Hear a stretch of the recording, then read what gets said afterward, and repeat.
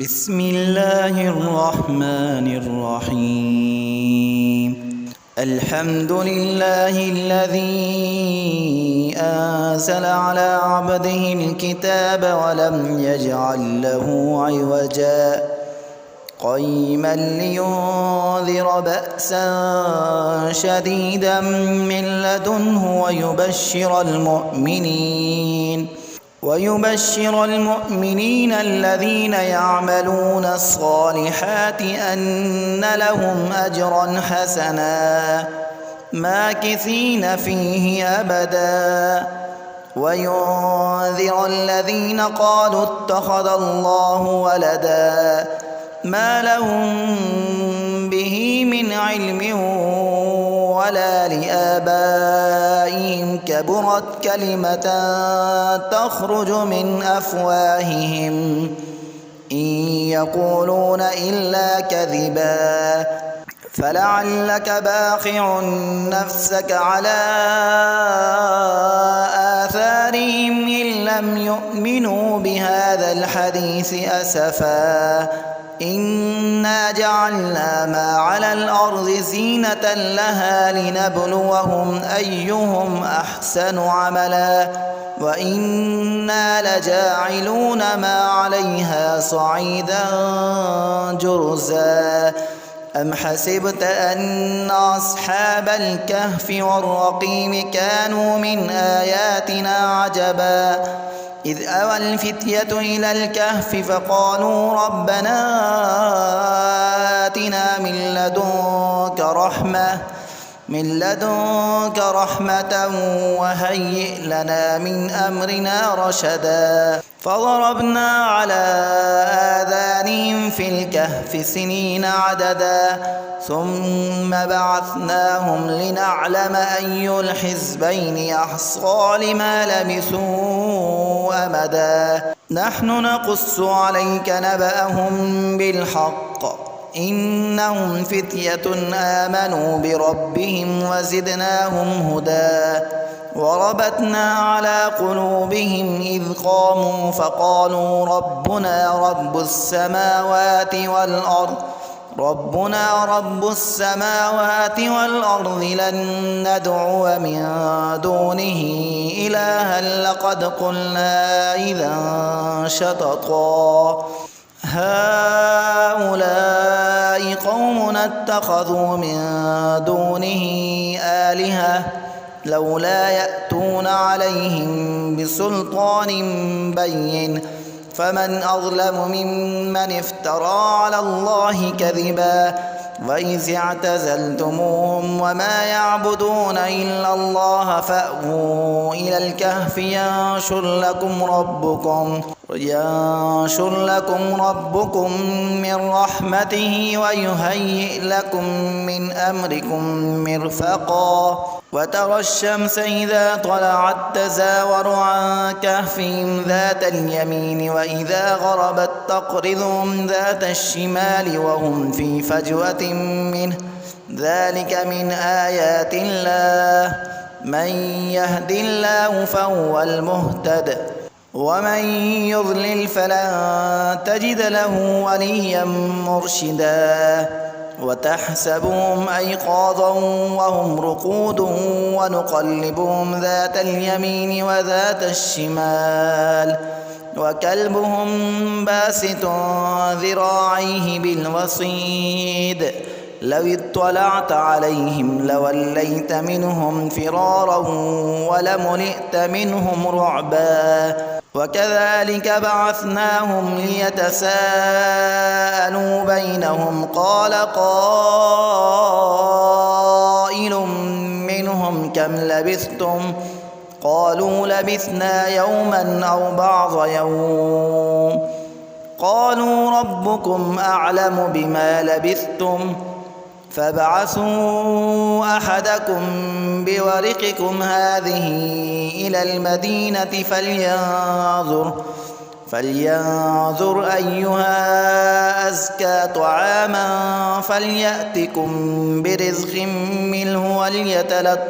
وليتلطف ولا يشعرن بكم أحدا إنهم إن يظهروا عليكم يرجموكم أو يعيدوكم في ملتهم ولن تفلحوا إذا أبدا وكذلك أعثرنا عليهم ليعلموا أن وعد الله حق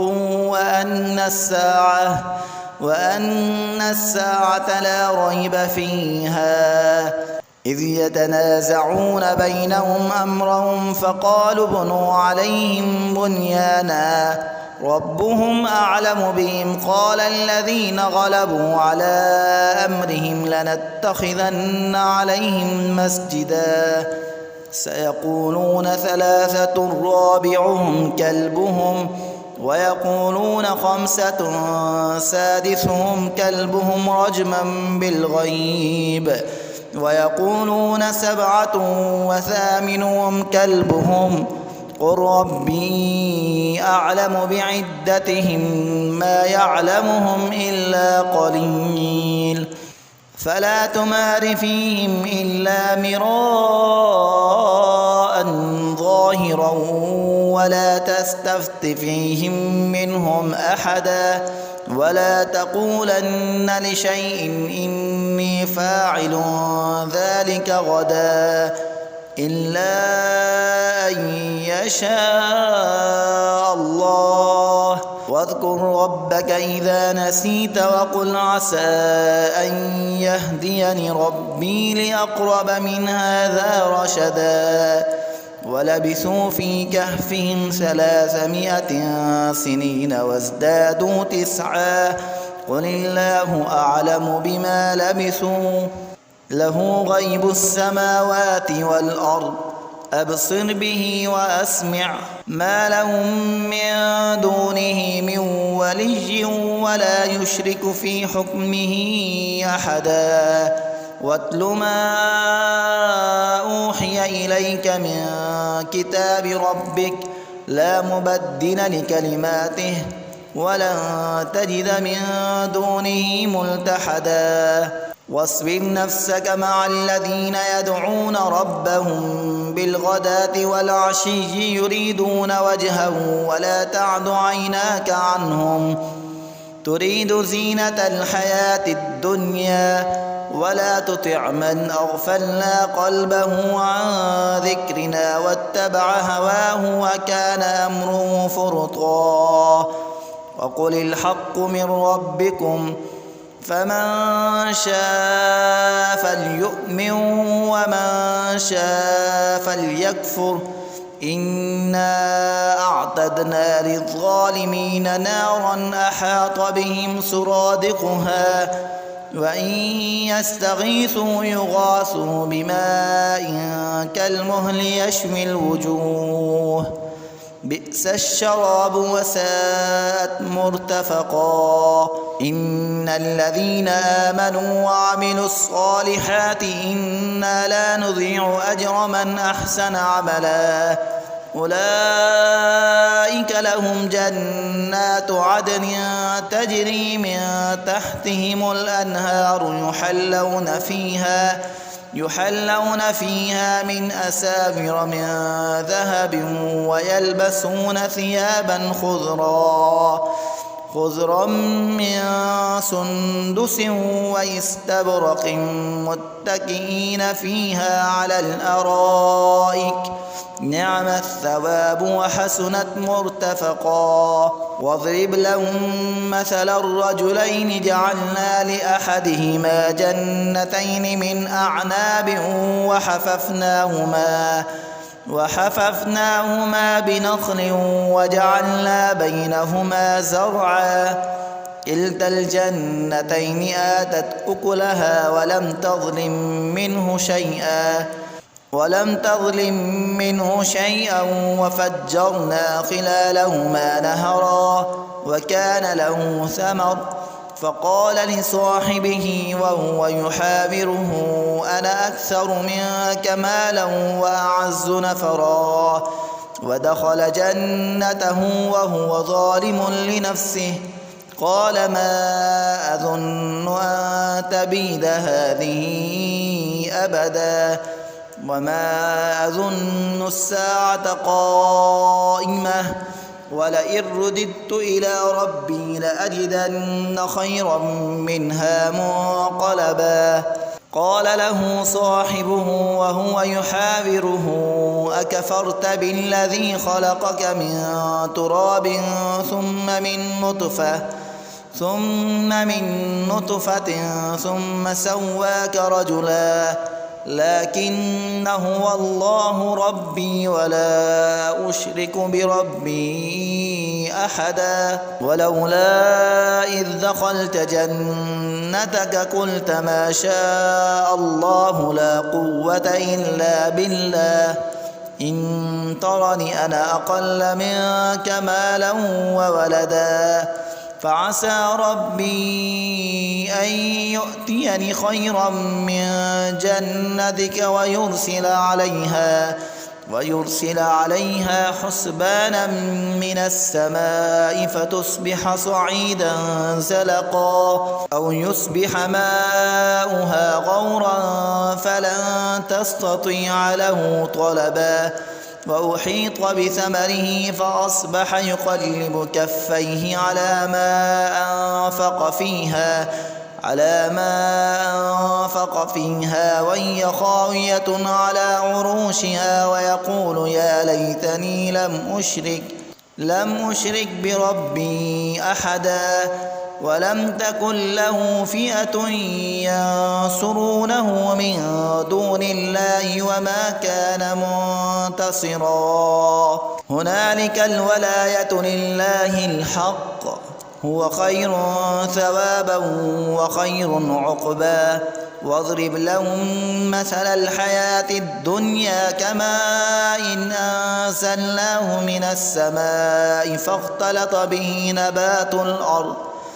فاختلط به نبات الأرض فأصبح هشيما تذروه الرياح وكان الله على كل شيء مقتدرا المال والبنون زينة الحياة الدنيا والباقيات الصالحات خير عند ربك ثوابا وخير أملا ويوم نسير الجبال وترى الأرض بارزة وحشرناهم فلم نغادر منهم أحدا وعرضوا على ربك صفا لقد جئتمونا كما خلقناكم أول مرة بل زعمتم أن لن نجعل لكم موعدا ووضع الكتاب فترى المجرمين مشفقين مما فيه ويقولون يا ويلتنا ما لهذا الكتاب لا يغادر صغيرة ولا كبيرة إلا أحصاها ووجدوا ما عملوا حاضرا ولا يظلم ربك أحدا وإذ قلنا للملائكة اسجدوا لآدم فسجدوا إلا إبليس كان من الجن ففسق عن أمر ربه أفتتخذونه وذريته أولياء من دوني وهم لكم عدو بئس للظالمين بدلا ما أشهدتهم خلق السماوات والأرض ولا خلق أنفسهم وما كنت متخذ المضلين عضدا ويوم يقول نادوا شركائي الذين زعمتم فدعوهم فلم يستجيبوا لهم وجعلنا بينهم موبقا ورأى المجرمون النار فظنوا أنهم مواقعوها ولم يجدوا عنها مصرفا ولقد صرفنا في هذا القرآن للناس من كل مثل وكان الإنسان أكثر شيء جدلا وما منع الناس أن يؤمنوا إذ جاءهم الهدى ويستغفروا ربهم ويستغفروا ربهم إلا أن تأتيهم سنة الأولين أو يأتيهم العذاب قبلا وما نرسل المرسلين إلا مبشرين ومنذرين ويجادل الذين كفروا بالباطل ليدحضوا به الحق واتخذوا آياتي وما أنذروا هزوا ومن أظلم ممن ذكر بآيات ربه فأعرض عنها ونسي ما قدمت يداه إنا جعلنا على قلوبهم أكنة أن يفقهوه وفي آذانهم وقرا وإن تدعهم إلى الهدى فلن يهتدوا إذا أبدا وربك الغفور ذو الرحمة لو يؤاخذهم بما كسبوا لعجل لهم العذاب بل لهم موعد لن يجدوا من دونه موئلا وتلك القرى أهلكناهم لما ظلموا وجعلنا لمهلكهم موعدا وإذ قال موسى لفتاه لا أبرح حتى أبلغ مجمع البحرين أو أمضي حقبا فلما بلغا مجمع بينهما نسيا حوتهما فاتخذ سبيله في البحر سربا فلما جاوزا قال لفتاه آتنا غداءنا لقد لقينا من سفرنا هذا نصبا قال أرأيت إذ أوينا إلى الصخرة فإني نسيت الحوت وما أنسانيه إلا الشيطان أن أذكره واتخذ سبيله في البحر عجبا قال ذلك ما كنا نبغي فارتدا على آثارهما قصصا فوجدا عبدا من عبادنا آتيناه رحمة من عندنا وعلمناه من لدنا علما قال له موسى هل أتبعك على أن تعلمني مما علمت رشدا قال إنك لن تستطيع معي صبرا وكيف تصبر على ما لم تحط به خبرا قال ستجدني إن شاء الله صابرا ولا أعصي لك أمرا قال فإن اتبعتني فلا تسألني عن شيء حتى أحدث لك منه ذكرا فانطلقا حتى إذا ركبا في السفينة خرقها قال أخرقتها لتغرق أهلها لقد جئت شيئا إمرا قال ألم أقل إنك لن تستطيع معي صبرا قال لا تؤاخذني بما نسيت ولا ترهقني من أمري عسرا فانطلقا حتى إذا لقيا غلاما فقتله قال أقتلت نفسا زكية بغير نفس لقد جئت شيئا نكرا قال ألم أقل لك إنك لن تستطيع معي صبرا قال إن سألتك عن شيء بعدها فلا تصاحبني قد بلغت من لدني عذرا فانطلقا حتى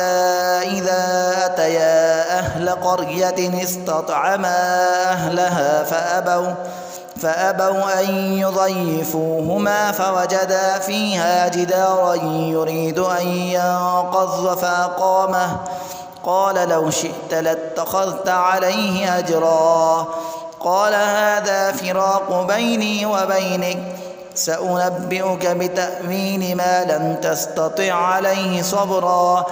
أما السفينة فكانت لمساكين يعملون في البحر فأردت أن أعيبها وكان وراءهم ملك يأخذ كل سفينة غصبا. وأما الغلام فكان أبواه مؤمنين فخشينا أن يرهقهما طغيانا وكفرا فأردنا أن يبدلهما ربهما خيرا منه زكاة وأقرب رحما.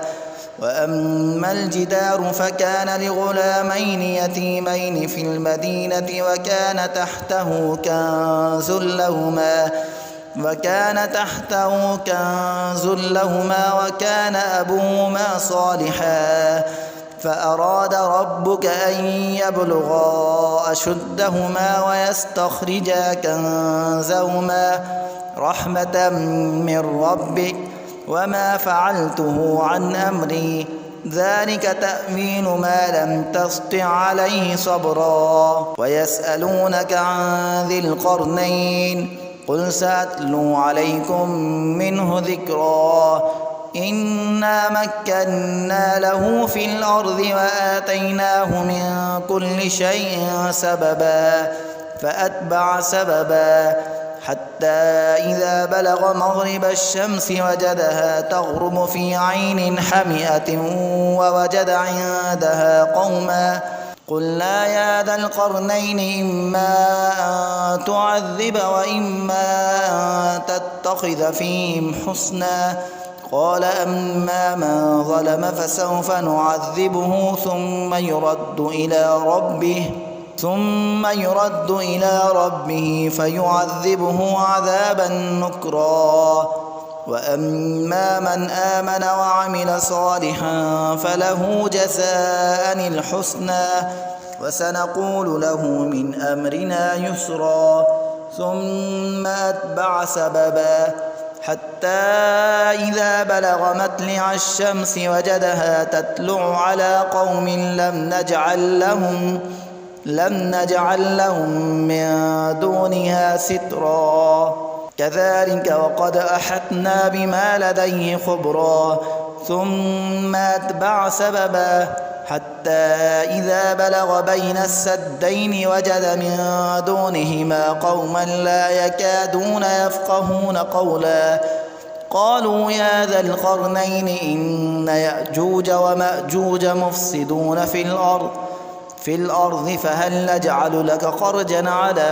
أن تجعل بيننا وبينهم سدا قال ما مكني فيه ربي خير فأعينوني بقوة أجعل بينكم وبينهم ردما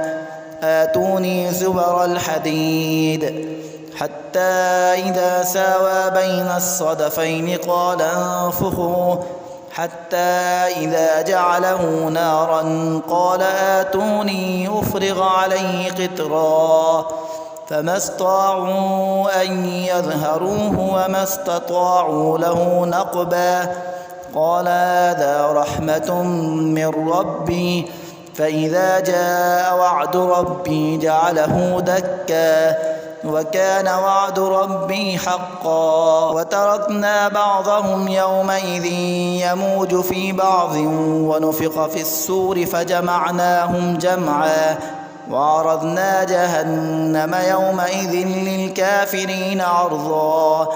الذين كانت أعينهم في غطاء عن ذكري وكانوا لا يستطيعون سمعا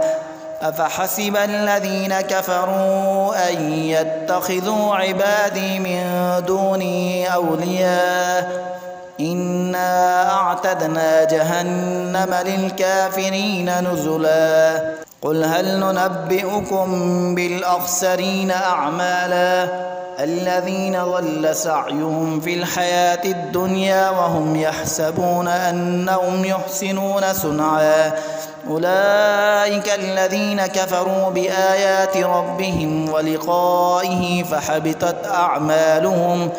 فحبطت أعمالهم فلا نقيم لهم يوم القيامة وزنا ذلك جزاؤهم جهنم بما كفروا واتخذوا آياتي ورسلي هزوا إن الذين آمنوا وعملوا الصالحات كانت لهم جنات الفردوس نزلا خالدين فيها لا يبغون عنها حولا قل لو كان البحر مدادا لكلمات ربي لنفد البحر قبل أن تنفد كلمات ربي ولو جئنا بمثله مددا قل إنما أنا بشر مثلكم يوحى إلي أنما إلهكم إله واحد فمن كان يرجو لقاء ربه فليعمل عملا صالحا ولا يشرك بعبادة ربه أحدا.